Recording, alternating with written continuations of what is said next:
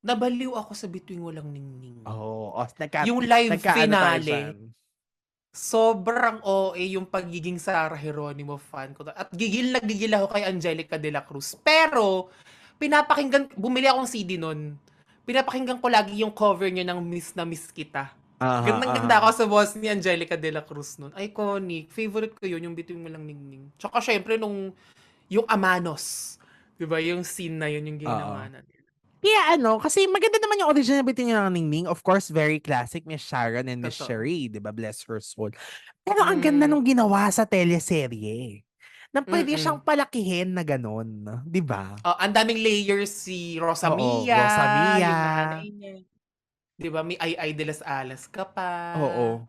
So I think, alam mo kung, siguro sadyang wala lang talagang, or wala sa ABS yung number one slot at that time. Mm. Saka nabigyan ng hustisya yung Biting Walang Ningning for me. Hindi siya Nabigyan pangit ng na oo. remake. I mean, ang daming deviations, pero hindi siya pangit. Imagine mo yung concert lang, di ba?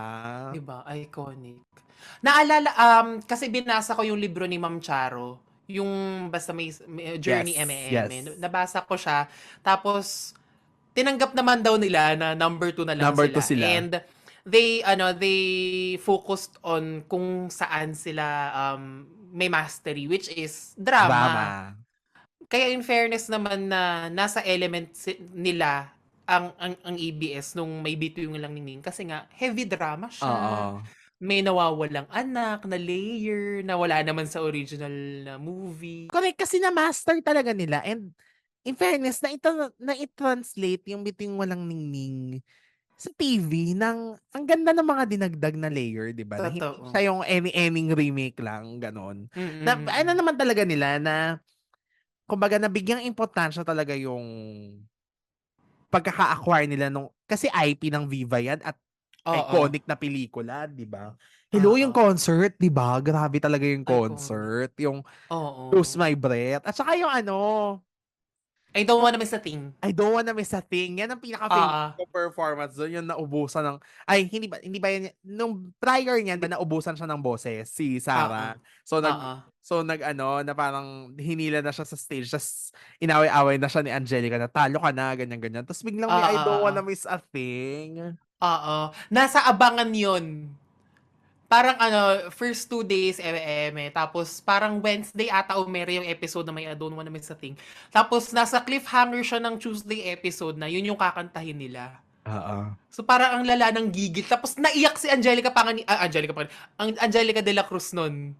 Sa I Don't Nung Wanna Miss a kinakanta Thing? nila yun. Oo, oo. Oo. Naiyak siya kasi nga naolats siya. Oo, oo. Tsaka yung nag-walk Oo. out, di ba? Yung alam mo yung sa Oo. napaka-sore loser, nag-walk out. Tapos ang ganda ng Correct, mukha ni oo. Ano Angelica y- doon, di ba? Na, buisit na Correct, to. Tapos bigla oo. nag-walk out. Oo, Monday to Friday, ano siya, yung finale week. Tapos, ewan ko, Saturday or Sunday, may special pa. Yeah, Sunday, ano yun? 'Di ba? Parang ang Sunday. kemeng pasasalamat, ganon. Ah. Oo.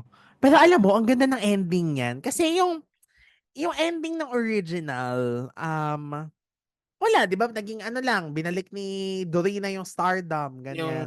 yung Yung sinabitan ng Sampaguita. Pero sa akin, Sampaguita. gustong gusto ko yung emotions na ipinakita na pagkasuot ng Sampaguita, yung naiyak din si Angelica, na parang, Oo.